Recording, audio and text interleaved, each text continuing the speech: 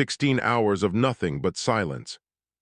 Ressi pressed her thin fingers against the communication panel and sent another distress signal into the void. Her voice had grown weak from repeating the same words.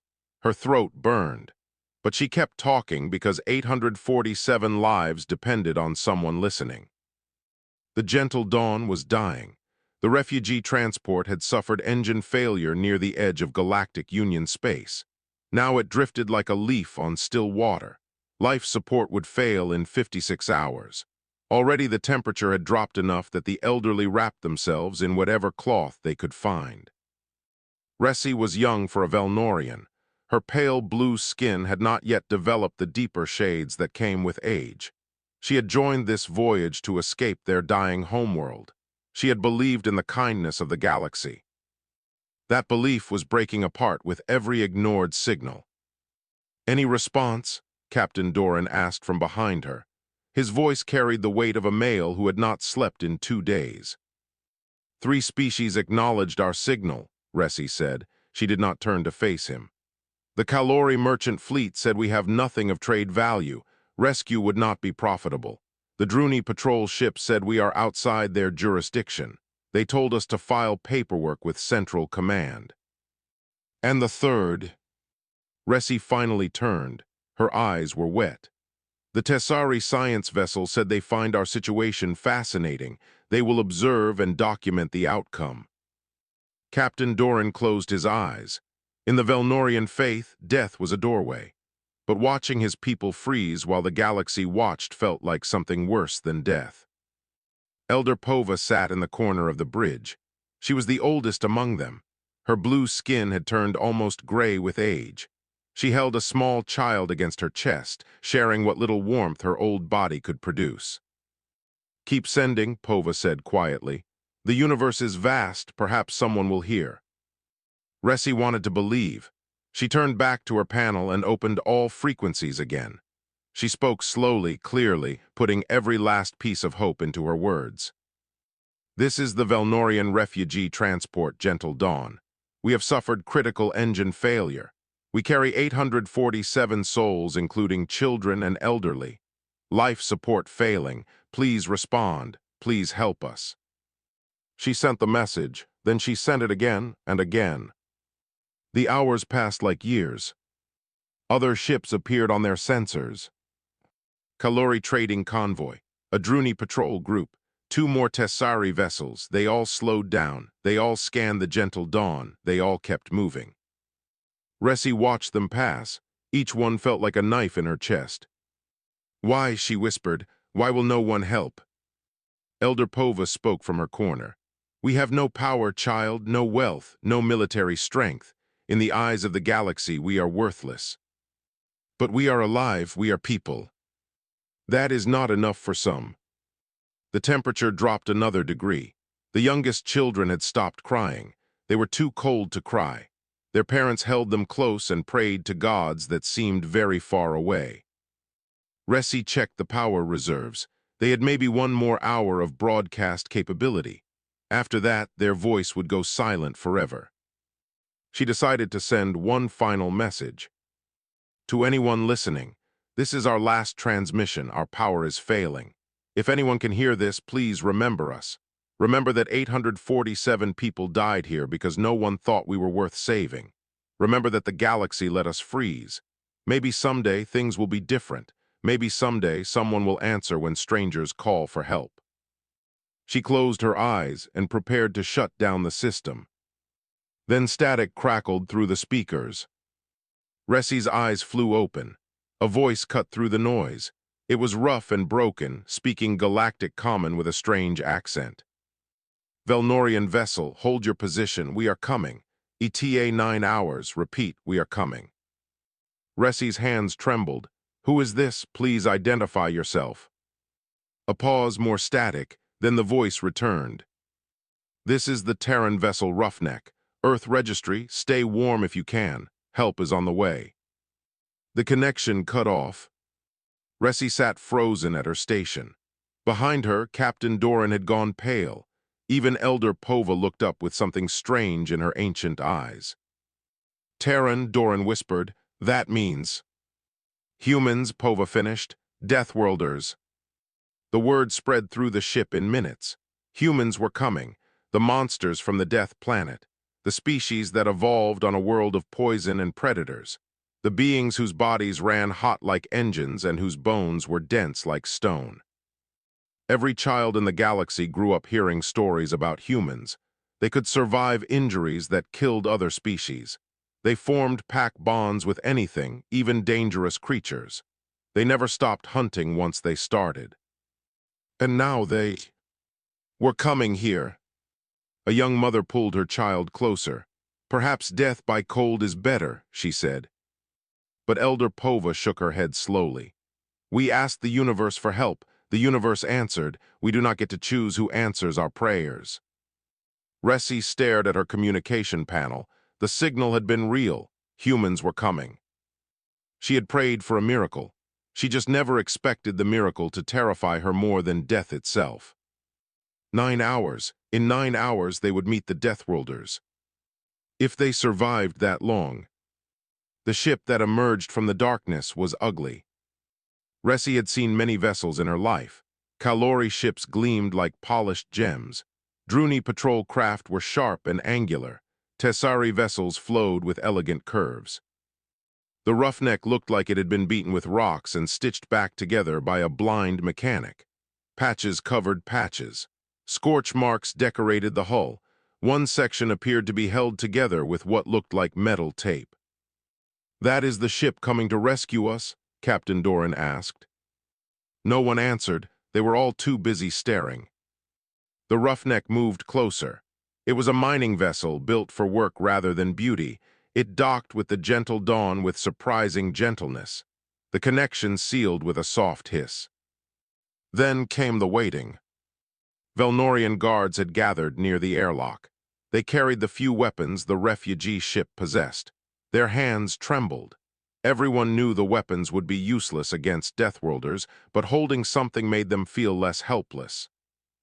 The airlock opened. Ressi expected monsters. She expected giants with sharp teeth and violent eyes. Instead, she saw 4 figures in worn work suits. They were tall, yes, but not giants.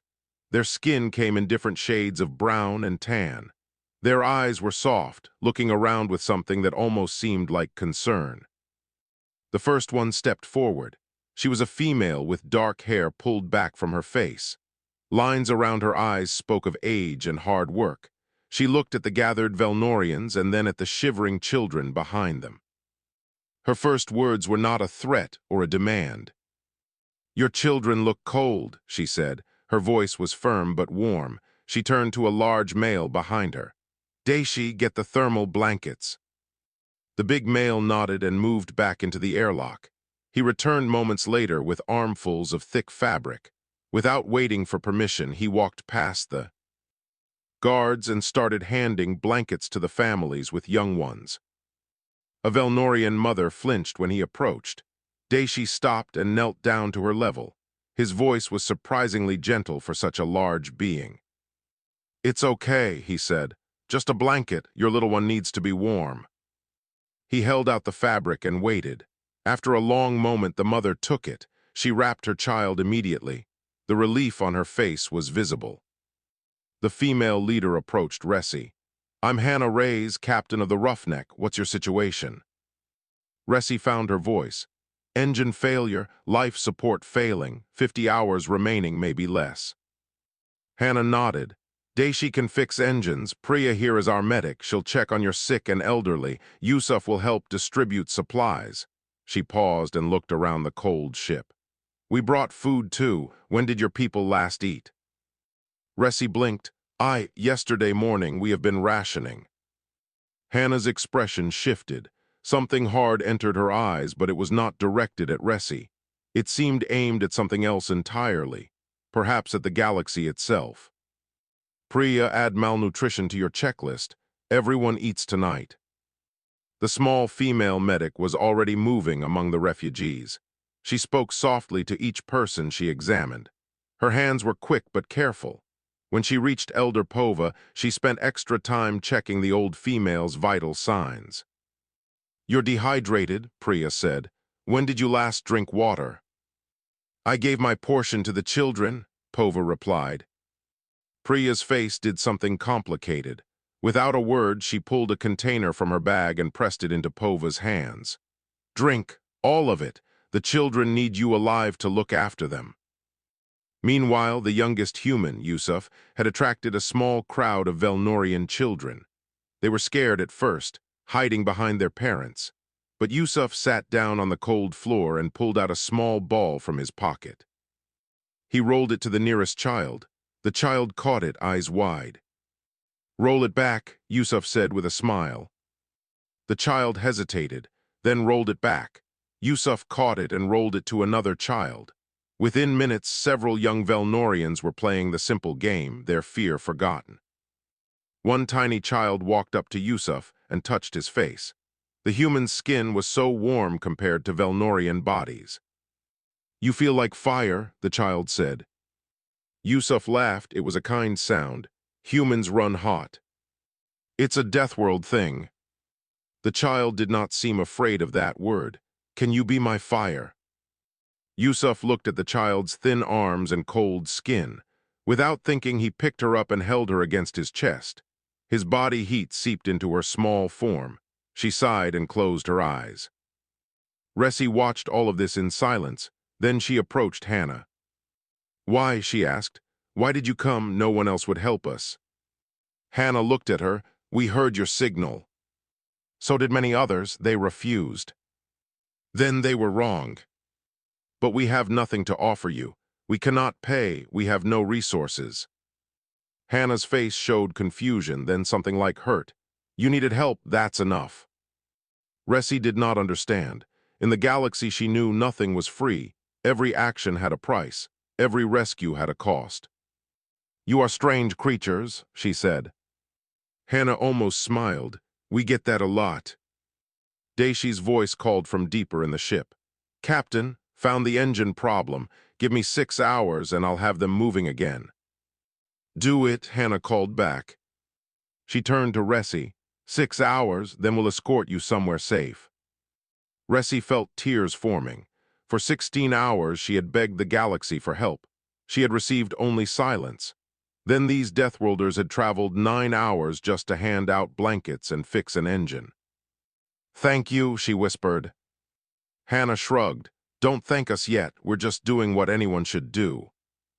But as Ressi looked around at the humans helping her people, she knew that was not true. Many could have helped, many should have helped. Only the Deathworlders actually did. The Kalori warship arrived without warning. One moment the sensors showed empty space. The next, a vessel 10 times the size of the Roughneck materialized from faster-than-light travel. Its hull gleamed with expensive alloys. Weapons ports lined its sides like teeth in a predator's mouth. Hannah watched it approach from the gentle Dawn's bridge. Her face showed nothing, but her hands had become very still. Trade Commander Aussies of the Kalori vessel Profit Margin, a voice announced through the communication system. We are here to collect our property. Ressi looked at Hannah. Property. The answer came from the Kalori ship. Under Section 47 of the Galactic Commercial Code, any vessel and its occupants become salvage when no registered species claims them within the standard waiting period. The Velnorians are now. Unclaimed salvage, they belong to whoever retrieves them. We retrieved them, Hannah said. You are human. You are not members of the Galactic Union. You have no legal standing. Captain Doran stepped forward, his face pale. They are going to sell us. Sell you? Ressi felt the word like a blow. Slavery is forbidden. Not slavery, Aussies replied smoothly. Debt labor. You will work to repay the cost of your rescue. A reasonable arrangement. Hannah's jaw tightened. She opened a channel to her own ship. Daishi, how are those engine repairs coming? 2 more hours, Captain. Make it 1. She turned back to the communication panel. Trade Commander Aussies, these people contacted us for help. We answered. They are under our protection now. Silence, then laughter came through the speakers. Kalori laughter sounded like glass breaking. Protection, you are one mining ship with 12 crew members. We are a warship with 200 trained soldiers. Do not be foolish, human. Foolish would be abandoning people who asked for our help. They are not your people. They are not your species. They are not even your allies. What possible reason do you have to protect them? Hannah's answer was simple. They needed help. More silence. When Aussie spoke again, he sounded genuinely confused. That is not an answer. What do you gain? What profit? What advantage? Nothing. We gain nothing. Then why? Hannah looked at Ressi. She looked at the Velnorian children huddled in corners with human blankets.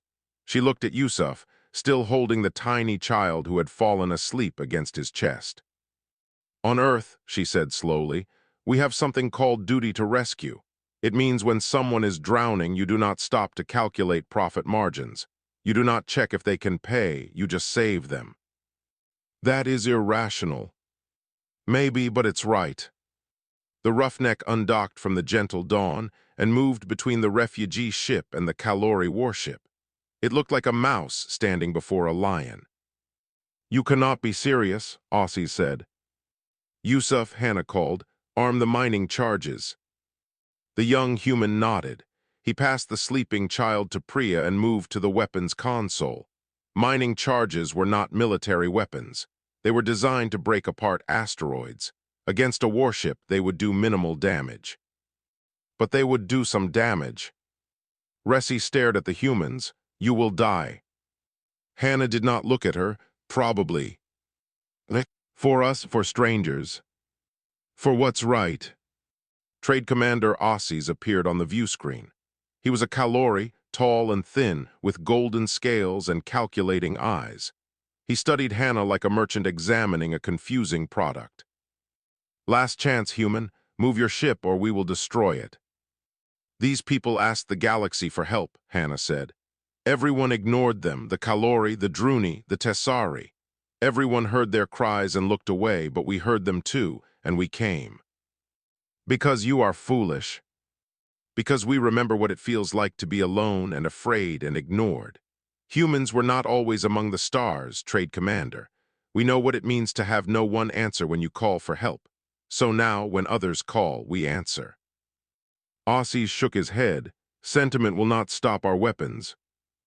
No, but it will make us fight anyway. The Roughneck's mining lasers powered up. They glowed faint red against the black of space. The ship looked ridiculous facing the massive warship, 12 humans against 200 Kalori. Ressi felt tears streaming down her face. These creatures had known her people for only hours. Now they would die for them. Why, she whispered. Hannah finally looked at her. Because someone has to be willing to stand up. Because if everyone only helps when it profits them, the galaxy becomes a cold and empty place.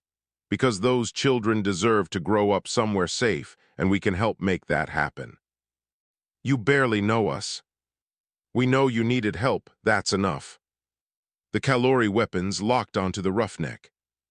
Fire when ready, Aussies commanded. Hannah stood straight, her crew stood with her, 12 humans facing death for 800 strangers. Then new signals appeared on every sensor in the system. Ships dropping out of faster-than-light travel, one after another. Human ships. The Roughneck had sent its own distress call hours ago. Now, finally, the pack was answering. Hannah allowed herself a small smile. Trade Commander Aussies, she said, I believe this situation has just changed. 14 ships dropped out of the stars. They were not warships. They were not military vessels with gleaming hulls and powerful weapons. They were freighters with cargo holds full of supplies, mining ships with scorched armor from asteroid fields, a research vessel covered in sensor arrays, even a family transport with children's drawings visible through the windows. But they came. A booming voice filled the communication channel.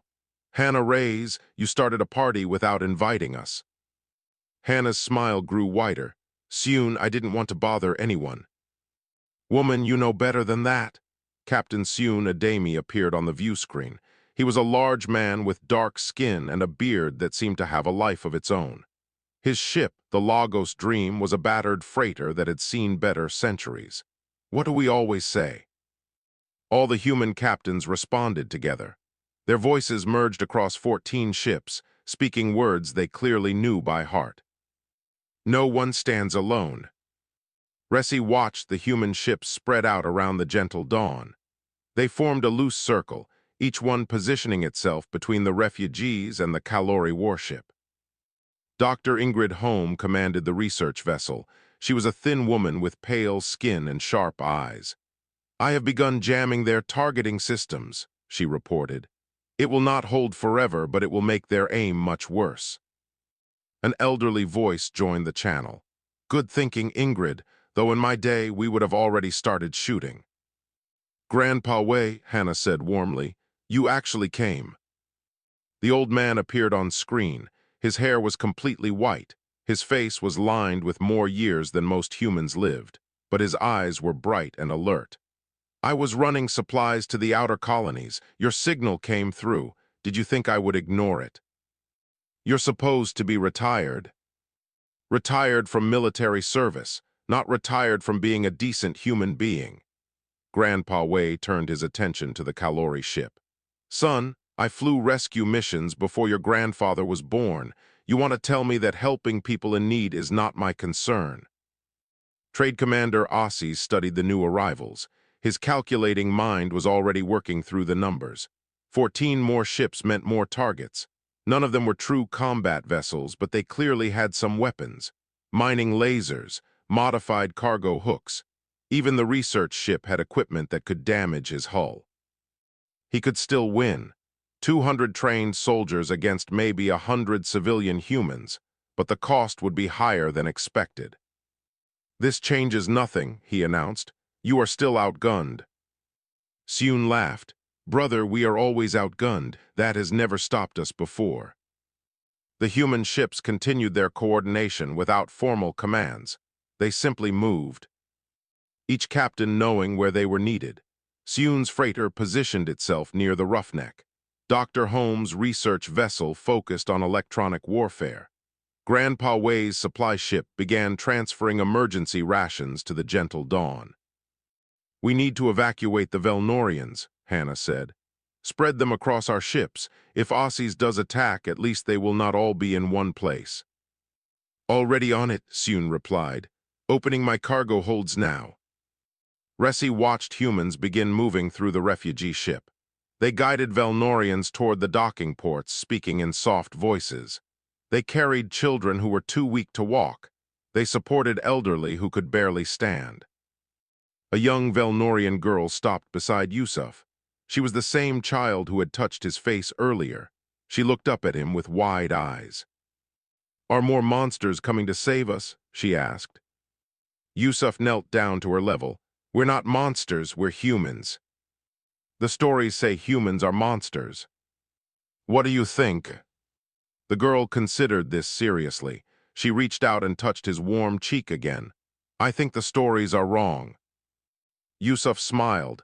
"Maybe, or maybe monsters can be kind too." Elder Pova was watching from nearby. She approached Yusuf with slow, careful steps. "Why?" she asked. "All these ships, all these humans coming here for strangers, why?" Yusuf thought about his answer. "There's a word in our language, compassion.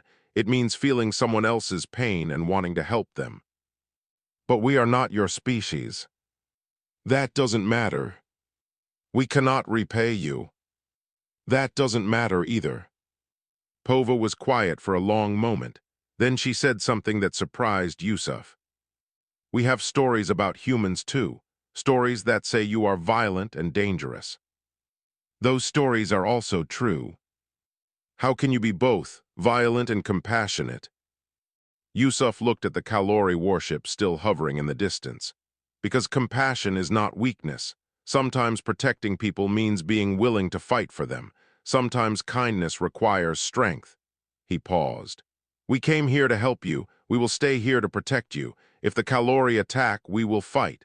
Not because we enjoy violence, but because you deserve to live." Pova studied his face. Whatever she saw there seemed to satisfy her. "You fight like a family," she said.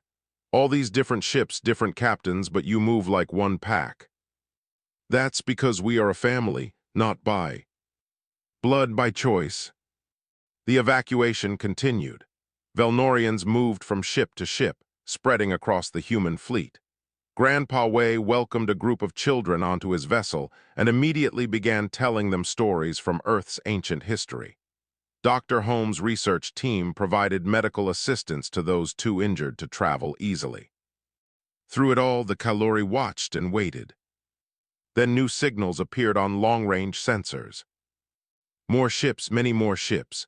A full Kalori battle group emerging from faster-than-light travel. 20 warships, real warships with real weapons. The humans were now outnumbered more than 20 to 1. But no one ran, no one retreated. 14 human ships held their positions around the gentle dawn. Hannah's voice came through clear and calm. Well, this got interesting. Seun laughed again. I always said you throw the best parties, Hannah. The Kalori armada moved closer. 20 Kalori warships formed a wall of metal and weapons. High Trade Admiral Vornes commanded from his flagship. He was older than Aussies, more experienced, and far more dangerous. His scales had darkened with age to a deep bronze. He had crushed rebellions and conquered markets across 3 sectors. But he had never faced deathworlders before. You are the human leader? He asked, studying Hannah through the view screen. I am one of them. I am offering you a chance, human. Surrender the Velnorians and leave peacefully. You have my word that no harm will come to your ships. Hannah looked at her fellow captains displayed on screens around her. Seun, Ingrid, Grandpa Wei, a dozen others. None of them showed any sign of leaving. The evacuation is almost complete, she said. Give us 1 more hour and the Velnorians will be safely distributed across our fleet. Vornes tilted his head. And then you will leave them with us. No, then we will escort them somewhere safe. Against 20 warships. If necessary. Vornes was quiet. He had expected threats, demands, negotiations. Instead, this human simply stated facts. She was not trying to bargain. She was not looking for an angle. She genuinely intended to protect these strangers even if it cost her life. 1 hour, he said finally.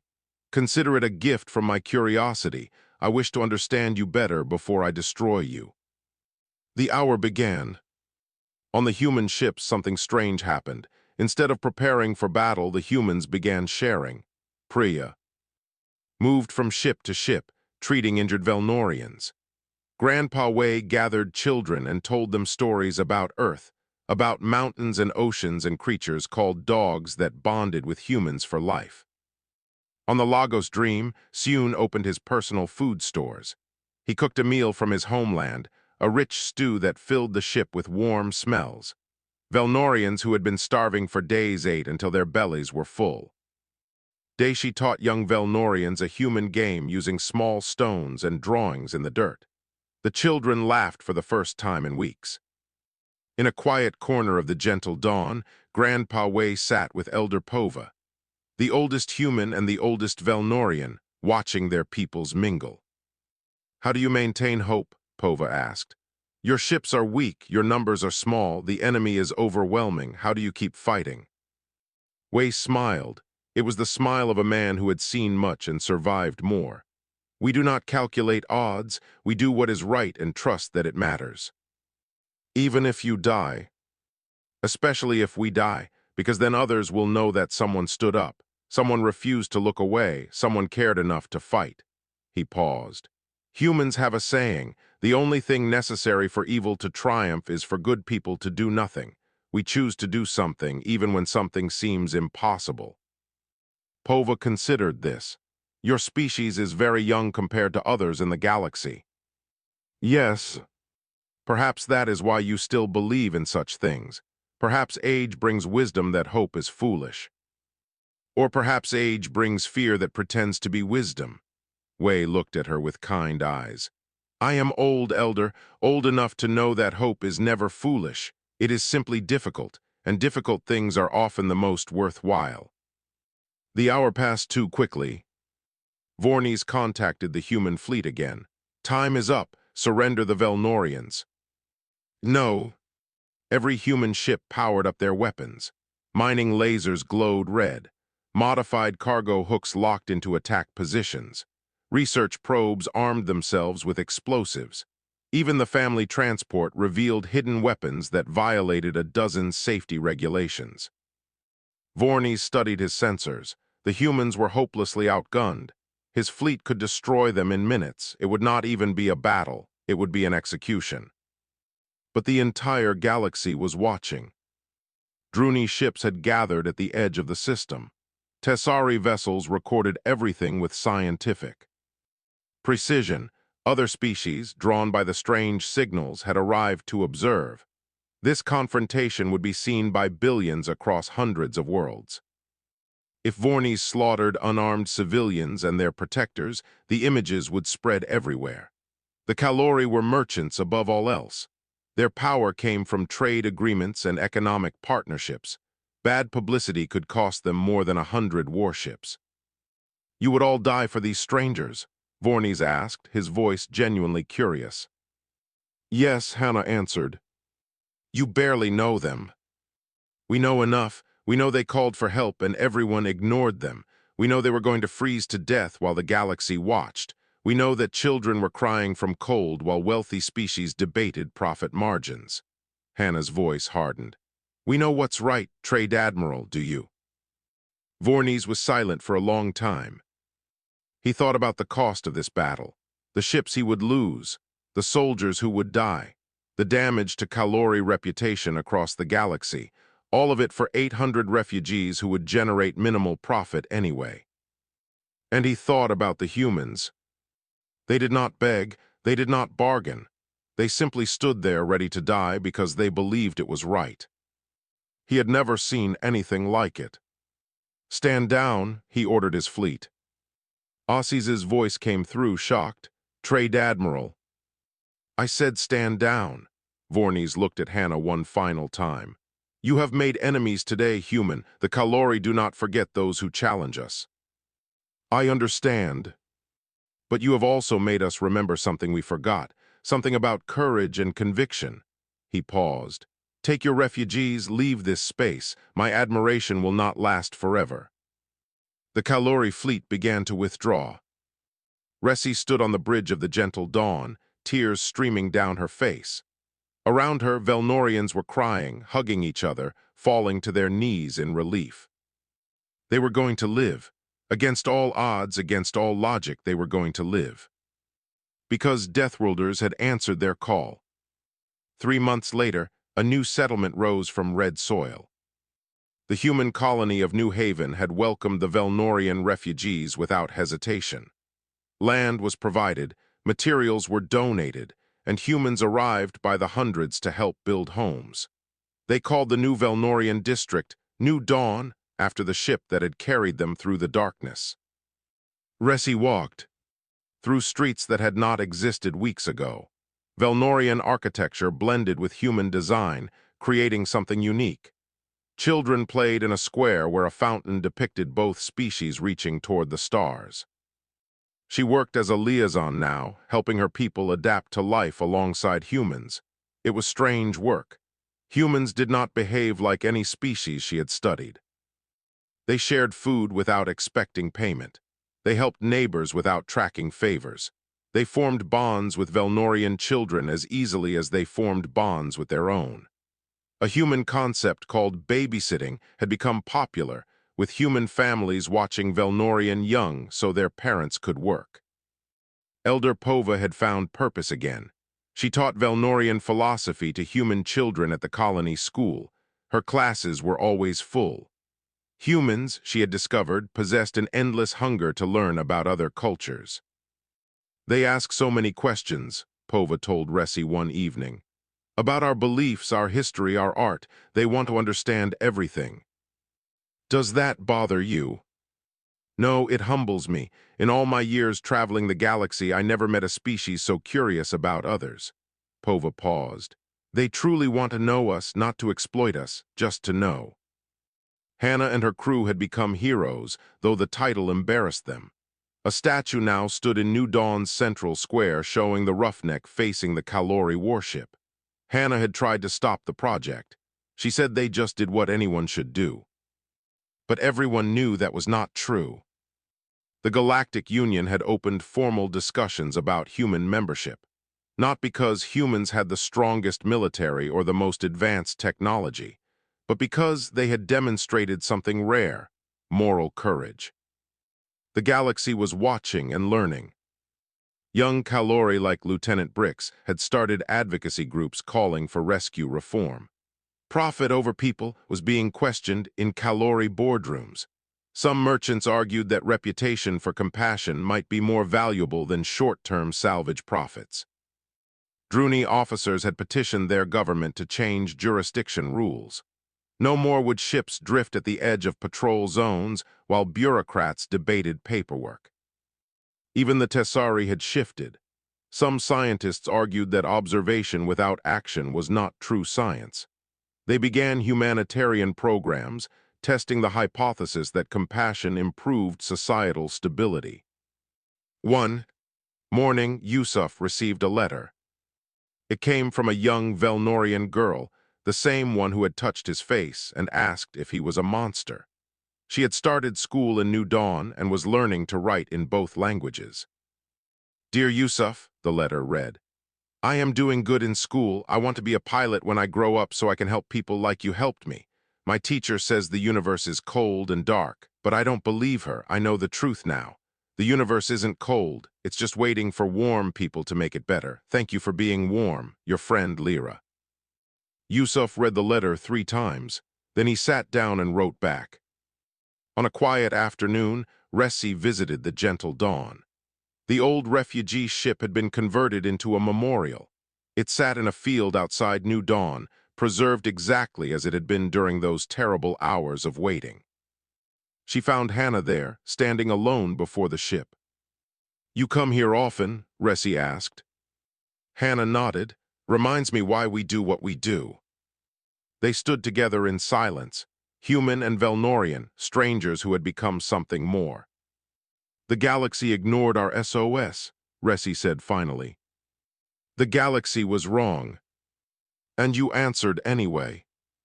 Hannah looked at her. "That's what humans do, we answer." Ressi thought about everything that had happened, the silence that had followed her distress calls, the terror of watching ships pass by without stopping, the moment she had first seen humans and expected monsters. Instead, she had found something else entirely. "What do you call it?" she asked.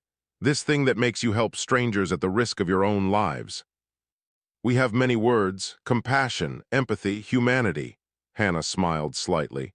"My grandmother just called it being a decent person." "The galaxy needs more decent people." "Then maybe we're in the right place at the right time." A group of children ran past, Velnorian and human mixed together. They were playing some game that seemed to involve a lot of running and laughing. One small Velnorian tripped and fell. Before she could cry, 2 human children helped her up and brushed off her clothes. Ressi watched them. "The next generation will be different." "Already is." That evening, Elder Pova gathered children around her for a story. Human and Velnorian young sat together, legs crossed, faces eager. A tiny Velnorian boy raised his hand. "Elder, tell us about the Deathworlders. Tell us why they saved us." Pova smiled. It was a peaceful smile, the kind that came from knowing something important.